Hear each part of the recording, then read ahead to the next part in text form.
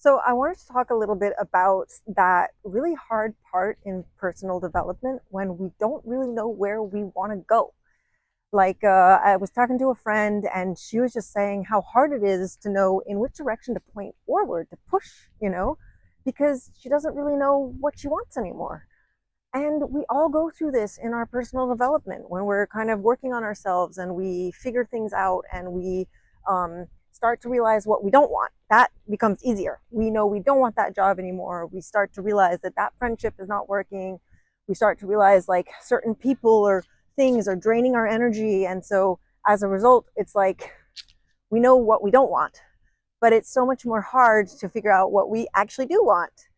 And and I really, really know how uncomfortable that feeling is.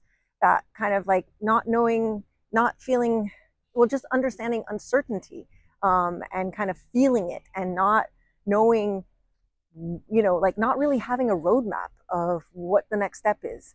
And I know I went through a similar thing about 2 or 3 years ago because I just realized I no longer wanted to do my job anymore. It's not that I didn't completely hate it, but I was realizing I had come to the end of a cycle. I didn't want to do it anymore. I didn't want to be in front of a computer all day. I also just was feeling like it didn't feel purposeful. I just was feeling really like it didn't make sense for me anymore. I didn't even know in which direction to point myself. That was a thing. And like, I know when I want something, I'll put in the hard work. There's not a problem there. I can push, I can do hard things, I can even go back to school if I needed to, but I didn't know where I wanted to go, so I didn't even feel like I could push in any direction. And so what I did was I just started reading a lot of books and listening to a lot of podcasts. And one of the books I read that really had a really strong message for me was the book Finding Your Dharma by Sahara Rose. And Dharma is purpose, means purpose in Sanskrit. And she was mentioning that the best way to do what to do when you don't know what to do is to follow breadcrumbs. So you follow the breadcrumbs of your curiosity, of things that motivate you, even if you have no idea how they're going to work out. Or, like for example, you take a class in something that you are interested in, pottery, guitar lessons, doing something else. It doesn't matter if it actually is going to bring you work or like a purpose. It's just you follow things that are interesting to you and that motivate you. For me, for example, I know that my breadcrumb that I started following was my tarot deck. It was a deck my sister had got me for Christmas one year. And all of a sudden, I just started having a lot of connection with the deck. And I just really, found it interesting. Like I could spend time, I got up in the morning and was doing personal readings for myself, learning about the cards. And it was just something that I realized I could spend a lot of time on. And it didn't feel like work. It just felt good to do. And, at the time, there was no way, like today, I consider that I'm a tarot reader. I read for myself, I read for other people. But at the time, there was no idea of that. Like it was not even in my radar. Like I didn't even think, I had never heard about tarot really before. And so what was interesting too at the time was that I started doing this meditation called the 6-phase meditation by Vishen Lakiani. I'll leave the link in the description below. And he does this thing, it's called the 6-phase meditation, and you kind of go through 6 phases as the title suggests. And one of the phases though is to really like visualize yourself and your life, how you want it to be in 3 years. And I realized it was really hard for me at that point because I didn't know. I knew, again, like I knew I didn't want to do my editing job anymore.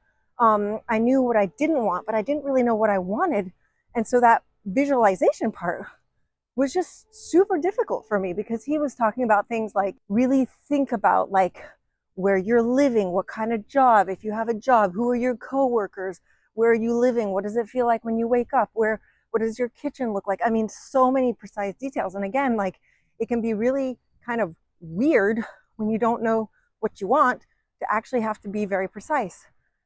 And so what I ended up doing was I ended up actually not visualizing things because I didn't know what I wanted, but I started visualizing feelings because I knew that the feelings I wanted to feel could kind of go in any, like, could be in any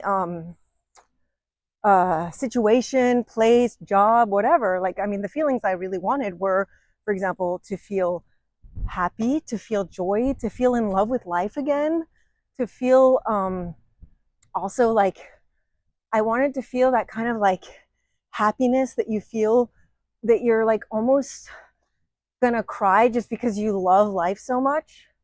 And I also knew one of the things I really wanted to feel was to genuinely be happy for my friends and for other people in my life when good things happen to them, no longer to feel jealousy or competition. So I really started, when I was doing the 6 phase meditation, I started visualizing feelings. And so it's not visualizing, it was feeling those feelings and really kind of like embodying how I would feel.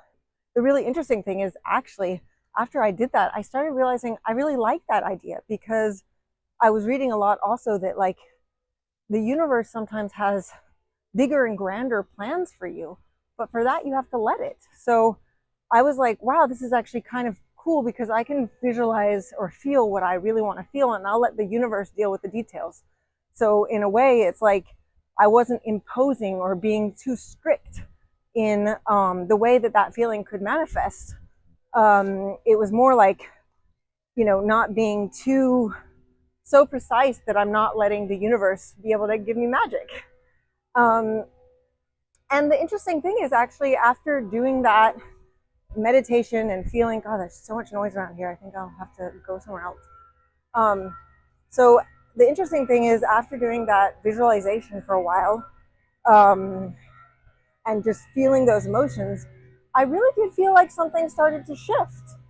And like, as I said, like, I started realizing that I was feeling purposeful with tarot and doing readings for others. And I started actually realizing that throughout the day or the weeks, I would sometimes feel some of those emotions genuinely, not just through the meditation. I would start feeling them. And as I said, like in a way, like doing tarot was like almost a surprise to myself. Like there was no way I could have even had that on my vision board because I didn't even know it existed. So it's almost like just sometimes like to go back to that original question of like, well, what do we do when we don't know what we want even? Well, it's to concentrate on the feelings we want because the feelings are infinite possibilities of solutions. I mean, you can feel joy and happiness when you are, an editor, or you can do it when a tarot reader, or you can do it as a doctor or a lawyer or a healer or whatever. In a way, like again, the feelings give so many kind of like let everything be open so that the manifestation can happen regardless of the precise details that come with it. Recently, I started doing a meditation by Joe Dispenza, and it talks about feeling the feelings. And so that actually made me feel really reassured that in a way I had gotten to that idea of feeling things rather than just visualizing.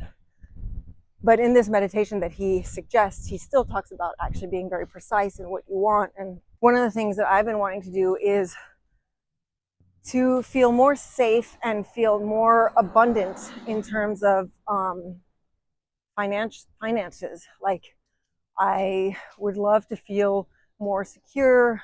I don't want to feel like I'm anxious all the time or worried about where money is coming from.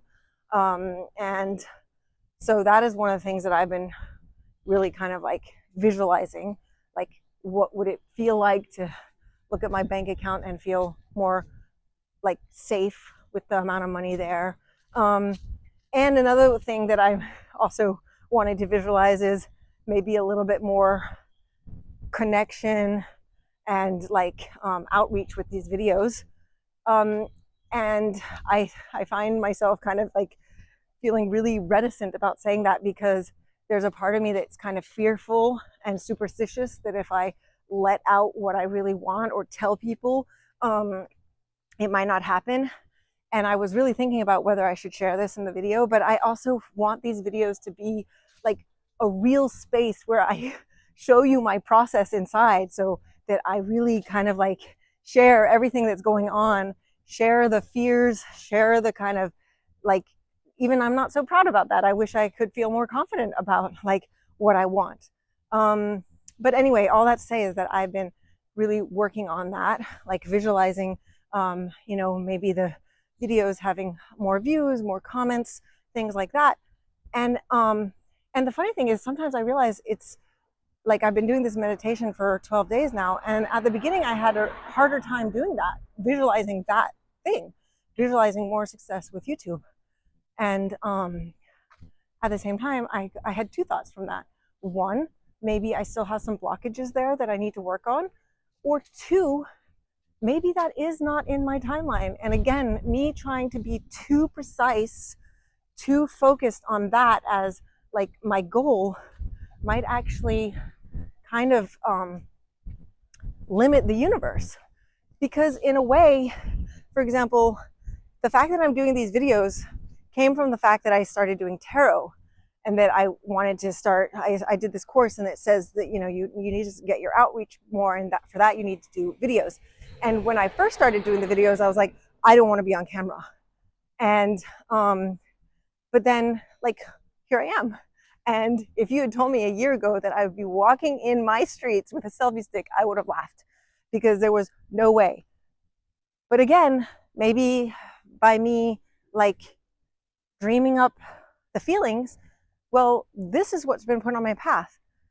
But as I was saying about like going back and looking at my views and wanting that to be more, maybe it's not my ultimate path. Maybe tarot brought me to the videos. Maybe the videos are going to bring me somewhere else. I don't know. I'm going to be open, because what I'm going to keep working on are those feelings.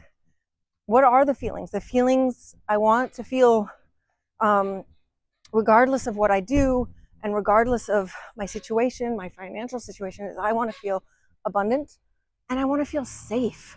I want to feel trust. I want to feel in awe of the beauty of life. I want to feel like my power.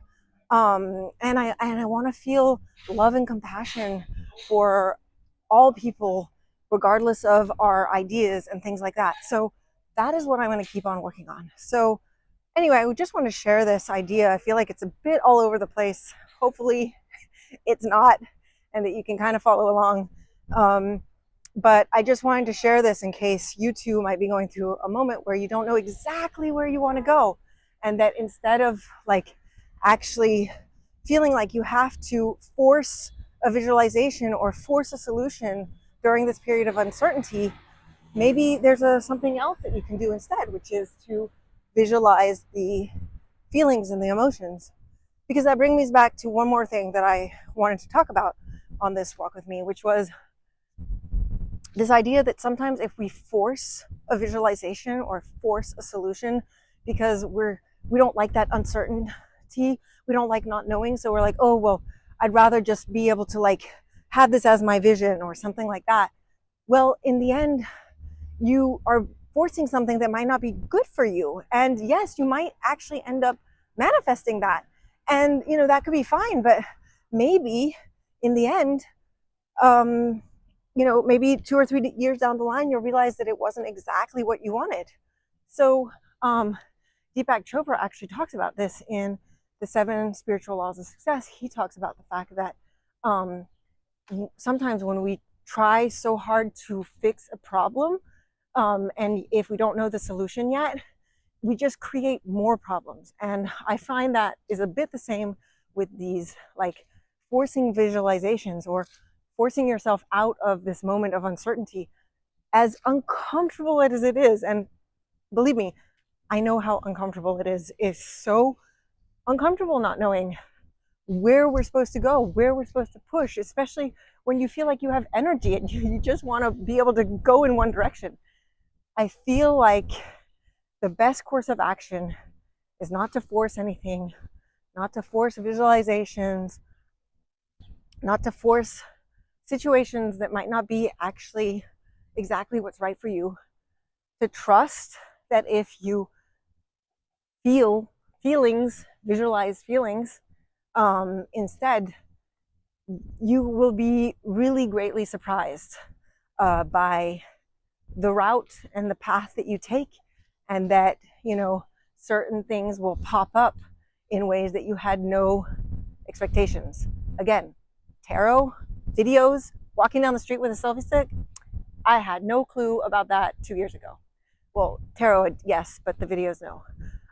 So on that, I'm wishing you lots of love and lots of laughter as you go through uncertainty, and try the visualizations of feelings, and let me know how that goes for you. I hope you will find that it's as magical as it has been for me. And I will see you next video. Thanks so much for watching. Bye.